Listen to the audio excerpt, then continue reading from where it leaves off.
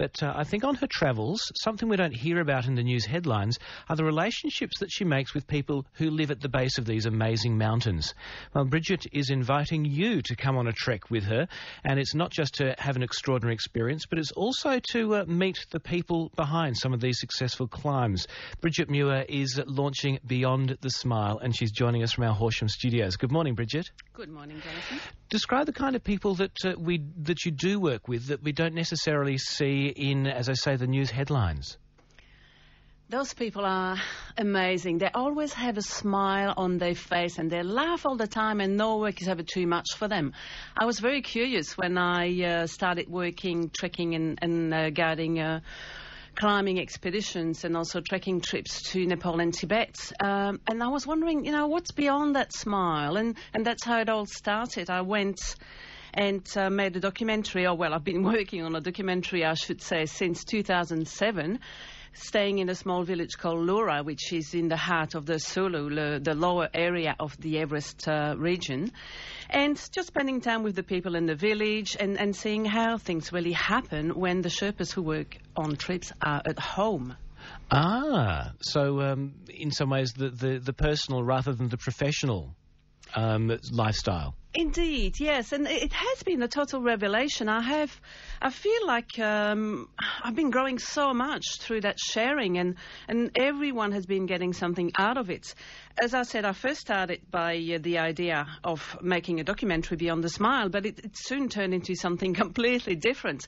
Because I was staying with my family, they have become my family over there now. I'm the auntie of the 6 children, and I'm the big sister of the husband, and so it's been very interesting because from the documentary it went to finding sponsors for the girls to go to school, and then I started looking at what was happening around me in that village, and they're subsistence farmers, but the husbands are hardly ever at home. They're either working on treks and climbs to bring cash back to their family, or they're working overseas doing the same. And so the women are looking after the land and after the houses and the children and everything.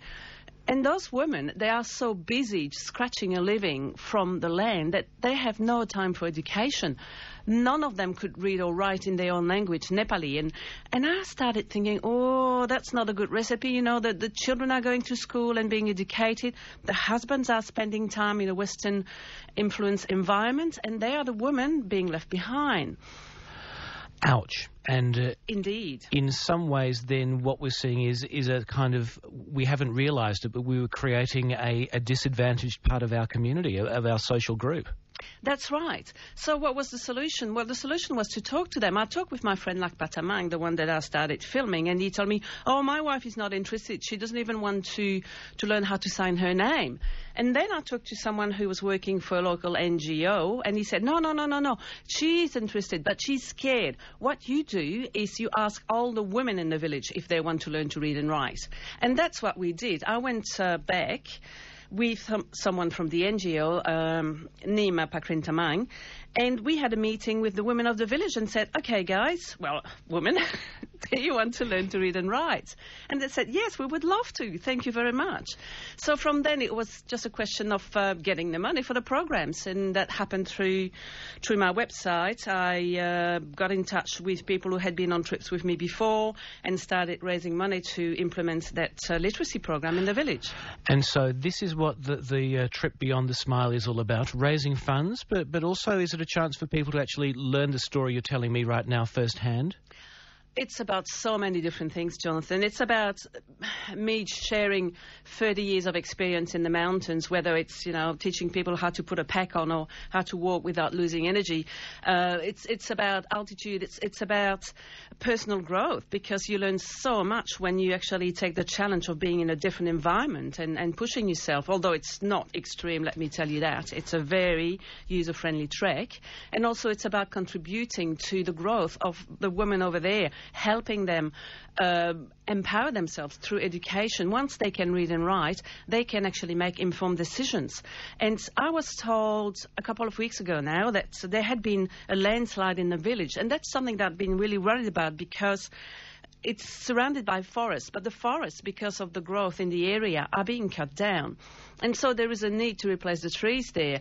Hence, the need to start a business growing not only native trees, but also grasses, perennial grasses, to hold the land down. And I really can see people in Australia, especially country people who are so close to the land and who know how to protect it and make it better, a relationship between them and the people in Nepal and us all working together at making a better world. It's kind of funny, isn't it, Brigitte, that you can read about this, you can even see the videos, but it's not until you're actually on the ground meeting people, tasting the tastes, smelling the smells, as well as seeing the sights, that perhaps you really get that affinity for people and that urge to really lend a hand. That's right. And you know, it's funny, but my most ardent supporter in Horsham here is actually 92 years old, Rona Young. And she called me when there was an article in the local paper, and she said, "Oh, I want to help with this program. Unfortunately, I can't go on a trek because I'm housebound, but I want to give you some money." And she's on a pension, and she's been giving me huge amounts of money for that program, and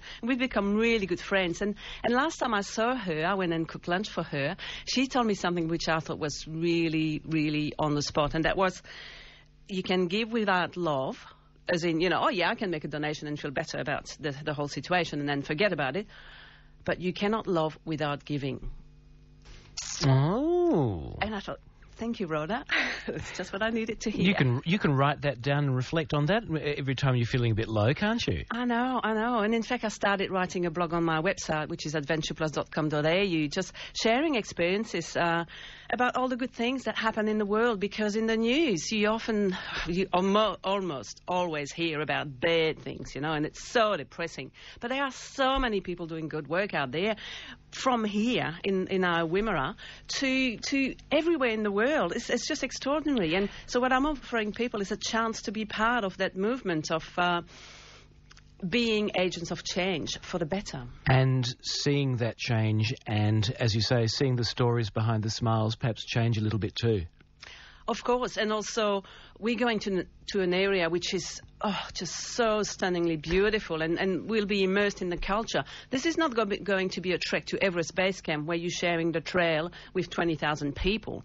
You are actually in the life of the people over there, and on the trail you meet people who are moving their buffaloes from A to B or carrying loads because they work for, you know, the shop in the next village. It's being immersed in the life of the people and taking on board all those things that we have forgotten sometimes, such as the sense of community and the joy in just being here and now. Brigitte, have you considered, or is there a danger that as we bring more Western people into some villages, that I don't know, sometimes the culture that we have, for example, isn't necessarily one where even if we're in adversity we're still smiling and actually quite happy with our lot.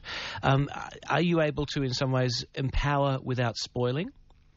I think you can, yes. But of course you can't empower without bringing in some of the modern world into it. People a long time ago didn't know how to read and write, and that's the way things were. In fact, education was only allowed to common people in Nepal in 1951, so they have a long way to go to become fully aware of what's around them and being able to access information. Yes, but ultimately it's their decision, not ours. You know, you can't just keep parts of the world as zoos for us to go and see how people used to live.